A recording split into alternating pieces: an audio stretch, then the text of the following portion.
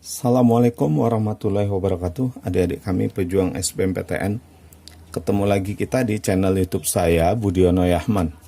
Nah, hari ini kita akan bahas 6 soal, di mana soal yang pertama dan soal kedua ini adalah soal penalaran umum. Untuk soal yang ketiga sampai dengan keenam itu nanti adalah pengetahuan kuantitatif.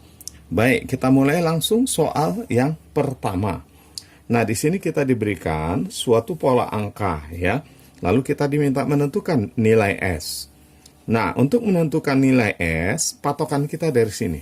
Kita tentukan 144 dari mana datangnya ya. Coba kita lihat. Ini 3 kalau kita kali 4 ini 12. 12 kali 5 60. Nah, tidak ada hubungan dengan angka 144. Coba begini. 3 ditambah 4, 7, 7 tambah 5, 12. Nah, 12 kalau kita kuadratkan, itu 144. Berarti kesimpulannya, 144 ini adalah kuadrat dari penjumlahan ketiga-tiga ini. Kita jumlahkan ketiga-tiganya, lalu kita kuadratkan. Nah, ini gitu juga. Coba kita lihat. Berarti S adalah jumlahkan ketiga-tiganya, lalu kita kuadratkan, ya. 6 tambah 7, 13. 13 ditambah 8, 21. 21 kalau kita kuadratkan, maka dapatnya 441. Oke, soal pertama jawabannya entok. Nah, berikutnya kita bahas soal kedua. Nah, ini soal kedua. Ya, di sini ada 8, 5, kita mau cari 27. Nah, Q dicari. 27, 8, 5, 27.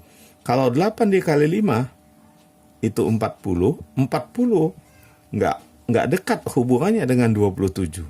Ya. Nah, itu kalau seandainya kita kalikan. Coba kita tambah. 8 tambah 5, 13.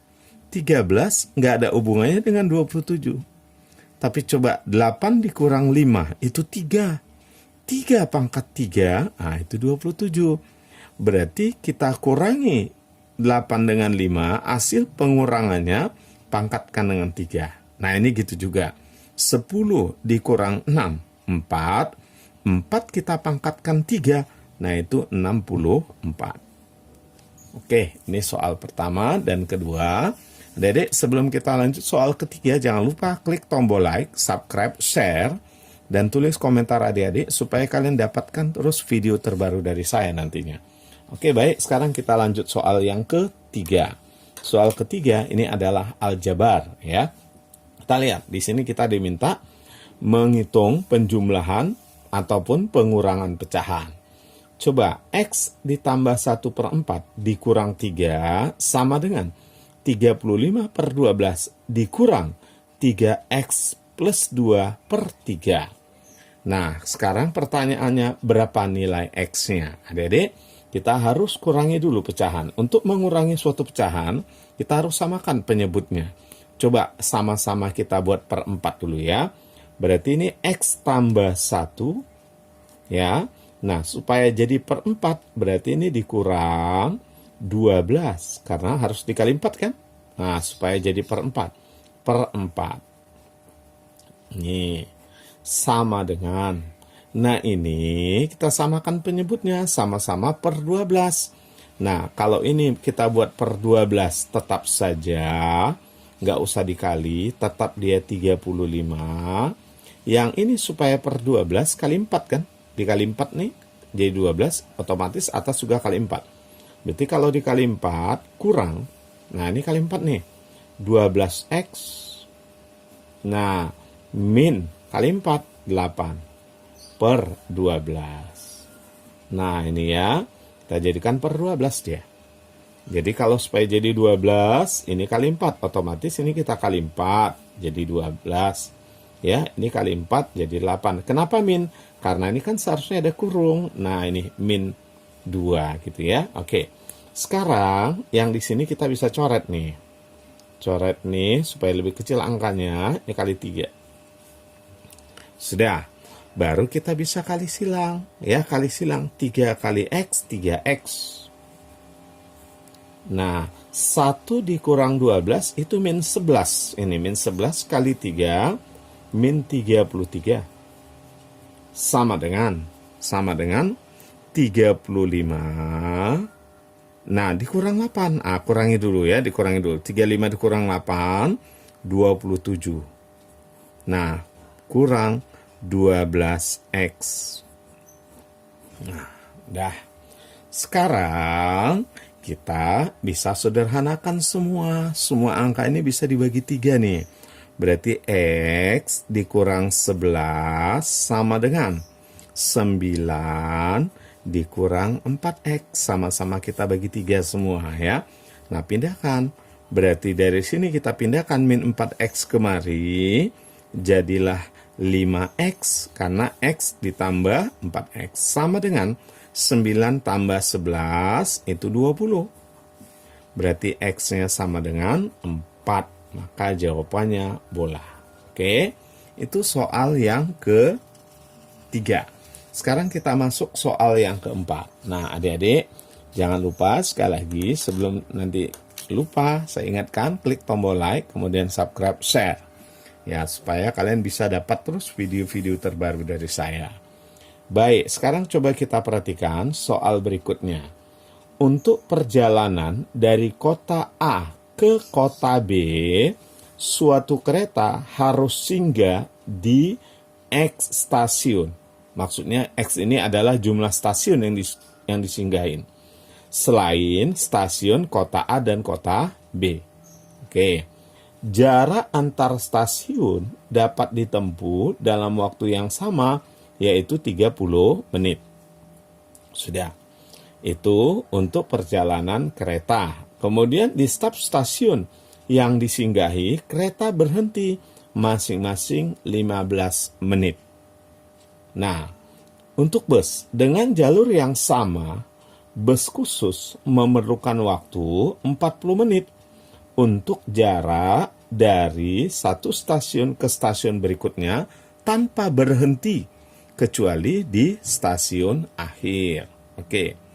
Waktu untuk menunggu kereta adalah 10 menit, tentu di stasiun awal. Menunggu itu kan berarti di stasiun awal. Sedangkan waktu untuk menunggu bus, tentu di stasiun awal, yaitu 20 menit. Jika waktu yang diperlukan untuk menuju ke kota B dari kota A dengan kereta adalah sama dengan waktu yang diperlukan untuk perjalanan dengan bus, berapakah X? Artinya, berapa kali singgahnya kereta tadi? Nah, itu ya. Nah, ini stasiun A, yang ini stasiun B. Di sini intinya kita harus bisa menerjemahkan kalimat ini menjadi persamaan. Oke, baik, kita belum tahu X-nya berapa. Saya misalkan saja dulu, kita singgah di 2 stasiun. Coba, kalau kita singgah di 2 stasiun, berarti jarak antar stasiun ada berapa kali? Nah, pertama dari A ke stasiun yang pertama, kemudian dari stasiun yang pertama ke stasiun kedua, baru dari stasiun kedua ke B. Artinya kalau 2 stasiunnya, maka jarak antar stasiun itu ada 3 kali. Berarti kalau kita perhatikan di sini, dibilangnya ada dikatakan, nah jarak dari satu stasiun ke stasiun yang lain itu ditempuh dalam waktu 30 menit. Berarti waktu dari sini kemari itu adalah 30 menit dikali 3. Nah, ini kita masih dari stasiun ke stasiun. Nah, kalau seandainya dia itu tadi kita misalkan X-nya 2. Nah, kalau X berarti gini waktunya. Waktu kereta itu adalah dari stasiun ke stasiun 30 dikali X tambah 1. Kalau X yang tadi kita misalkan 2, maka ada 3 perjalanan dari stasiun ke stasiun. Kalau X-nya 5, berarti nanti ada 6 perjalanan. Nah, untuk itu kita buat nih X tambah 1. Nah, selain itu, kalau kereta, dia harus berhenti istirahat. Ada di sini. Nah, di setiap stasiun yang disinggahi, kereta yang berhenti masing-masing 15 menit. Nah, kalau dia ada sebanyak X stasiun, berarti 15 menit dikali X. Nah, itulah dia. Nah, kemudian di pangkal ada ditulis. Waktu untuk menunggu kereta adalah 10 menit, tambah 10 menit. Nah, inilah waktu yang diperlukan oleh kereta dari stasiun A ke stasiun B. Oke, sekarang waktu yang diperlukan bus. Nah, waktu yang diperlukan bus. Nah, waktu antar stasiun kalau naik bus, dia 40 menit. Berarti 40 kali X tambah 1. Nah, tadi saya misalkan stasiunnya ada 2. Stasiun antaranya ada 2. Maka dia ada 3 nih. Perjalanan dari stasiun ke stasiun ada 3. Berarti kalau X, maka X tambah 1. Kemudian, kalau naik kereta tadi ada berhenti 15 menit. Kalau naik bus, tidak ada berhentinya. Naik bus dia jalan terus tanpa berhenti katanya. Ya, kecuali di stasiun akhir di sini. Kemudian waktu tunggu bus di awal waktu tunggu bus itu 20. Nah, di soal dikatakan waktu yang digunakan untuk naik kereta dengan naik bus itu sama lama perjalanannya. Berarti kesimpulannya nilai ini sama dengan ini. Nah, nilai ini sama dengan ini. Coba langsung ya. Waktu kereta kita kalikan langsung ke dalam. 30X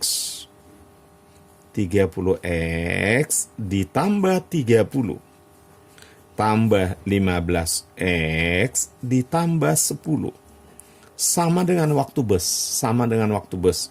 Waktu bus adalah 40X ditambah 40 ditambah 20.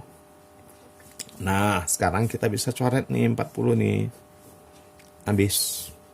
Ya, berarti ini 30X dengan 15X. Ini adalah 45X dikurang 40X. Ini 45X dikurang 40X. Berarti tinggal 5X. Sama dengan 20. Berarti dari sini kita bisa dapat X-nya adalah 4. Nah, berarti banyaknya stasiun antara itu ada 4. Maka jawabannya adalah cantik. Oke, kita lihat yang berikutnya. Soal yang kelima. Nah, adik-adik, sekali lagi jangan lupa sebelum kelupaan ini, klik tombol like, subscribe, dan share. Nah, kita lihat soal berikutnya. 3 buah pipa A, B, dan C dapat mengisi sebuah tangki yang kosong masing-masing selama 30 menit. Kemudian kalau pipa B 20 menit dan pipa C 10 menit. Nah, itu seandainya mereka bekerja sendiri-sendiri. A-nya bekerjanya 30 menit, B-nya 20 menit, C-nya 10 menit untuk memenuhi satu tangki yang kosong. Pipa A, B, dan C masing-masing melepaskan bahan kimia P, Q, dan R. Artinya dari pipa A keluar bahan kimia P, dari pipa B keluar bahan kimia Q, dan dari pipa C keluar bahan kimia R. Pertanyaannya, berapa bagian larutan kimia A dalam tangki setelah 3 menit? Oke, baik. Jadi, ini supaya kalian lebih mudah memahaminya, saya buat ilustrasinya begini. Ini ada tangki. Nah, dari tangki ini nanti akan diisi 3 bahan kimia. Yang pertama dari sini, dari pipa A, ini kita sebutlah pipa A. Nah, dari pipa A nanti keluar bahan kimia P dari sini. Kemudian dari pipa B, ini keluar bahan kimia Q. Ini bahan kimia Q yang keluar. Dan dari pipa C, ini nanti keluar bahan kimia R dari sini. Nah, ini mengisi satu tangki. Nah, di soal dibilang, pipa itu masing-masing bekerja dalam 30 menit. A-nya 30 menit. Bisa memenuhi. B-nya 20 menit dan C-nya 10 menit. Nah, untuk itu kita harus tahu dulu berapa bagian yang mereka isi dalam waktu 1 menit. Itu dulu. Jadi A, dia mengisi satu tangki itu dalam waktu 30 menit. Satu bagian itu dalam waktu 30 menit. Berarti kalau 1 menitnya si A itu mengisi 1/30 bagian lah dia. 1/30 bagian lah A itu mengisinya per menit. Lalu B mengisi berapa bagian per menit? B itu dia 20 menit bekerjanya. Berarti kalau 1 menit tentu 1/20 bagian yang diisinya per menit. Lalu pipa C, dia 10 menit bekerjanya untuk satu bagian. Berarti kalau untuk 1 menit, tentu 1/10 bagian per menit. Nah, dari pipa A dikeluarkan di sini bahan kimia P, dari pipa B diperoleh bahan kimia Q, dan dari pipa C diperoleh atau dikeluarkan bahan kimia R. Nah, pertanyaannya, seandainya mereka bekerjanya bersamaan dalam waktu 3 menit, berapa bagian bahan kimia Q dibanding seluruhnya? Nah, untuk itu kita cari dulu masing-masing berapa bagian diisi. Nah, kalau 1 menit 1/30 bagian zat Q-nya atau bahan kimia P-nya masuk. Kalau 3 menit, berarti kita kali 3. Berarti kalau dikali 3, tentu 3/30. Atau sama dengan 1/10 bagian lah bahan kimia P-nya. Nah, kalau ini kita kali 3, ya, dikali 3 ini, karena 3 menit. Berarti 3/20 bagian. Nah, itulah Q-nya. Kemudian untuk C kali 3. Kali 3 berarti 3/10. 3/10 bagian. Nah, 3/10 bagian. Itulah untuk bahan kimia R-nya. Nah, sekarang yang jadi pertanyaan adalah berapa bagian bahan kimia Q dibanding semua ini? Yang pasti Q-nya 3/20. Nah, dibanding semua Q-nya berapa? Untuk itu kita cari dulu totalnya, total ketiga-tiganya. Kita cari berapa totalnya. Artinya Q dibanding totalnya. Baik, totalnya berarti kita jumlahkan saja.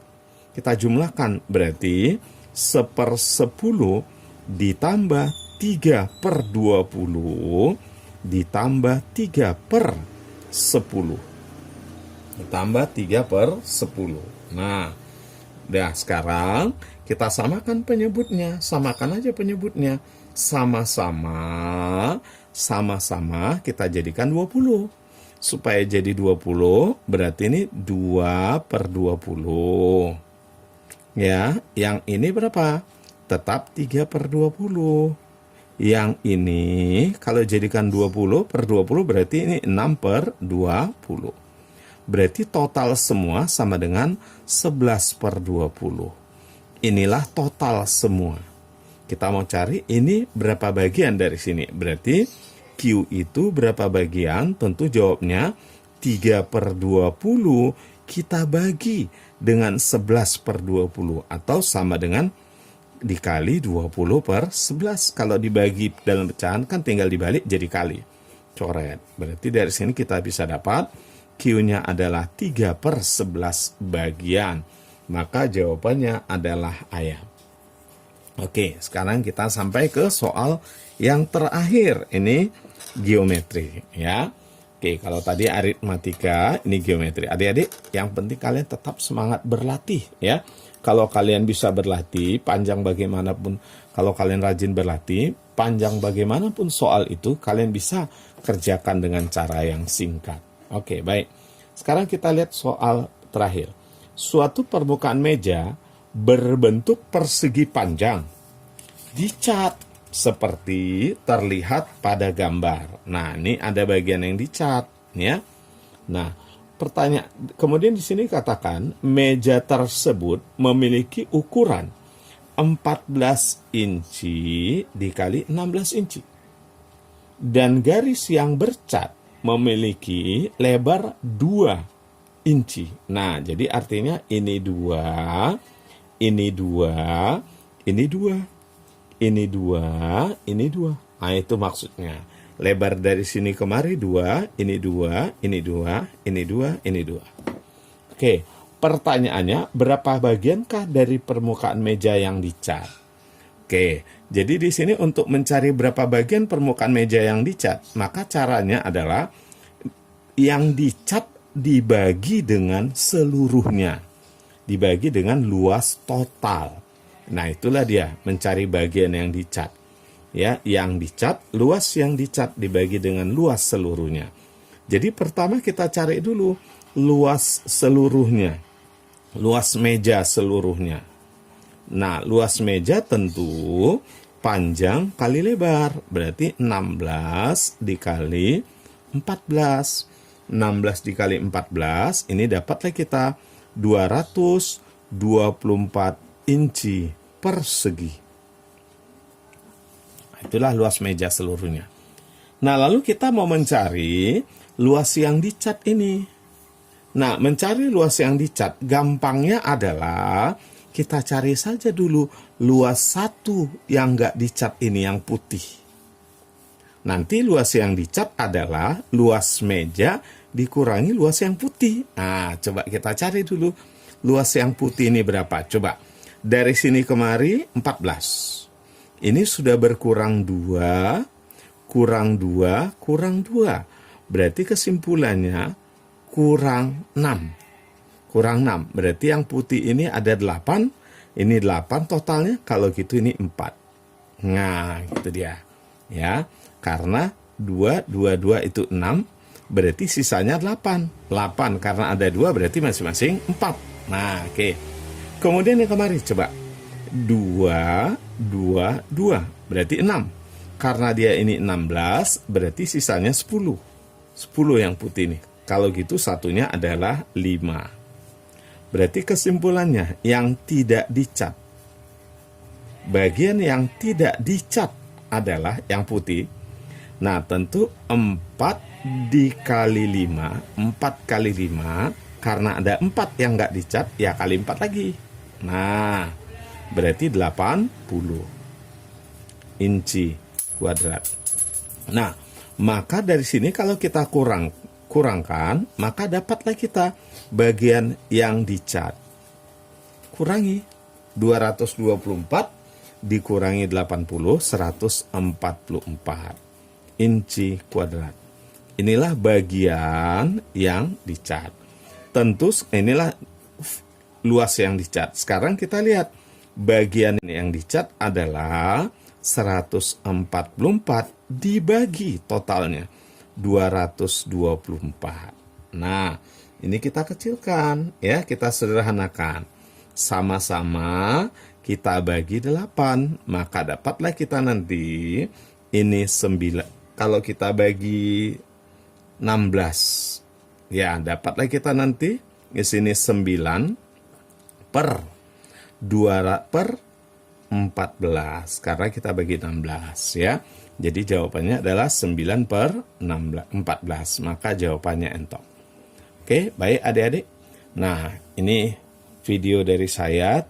Jangan lupa klik tombol like, subscribe, dan share. Dan terus jaga semangatnya untuk belajar terus ya. Semoga kalian nanti menjadi pemenang di SBMPTN. Terima kasih. Assalamualaikum warahmatullahi wabarakatuh.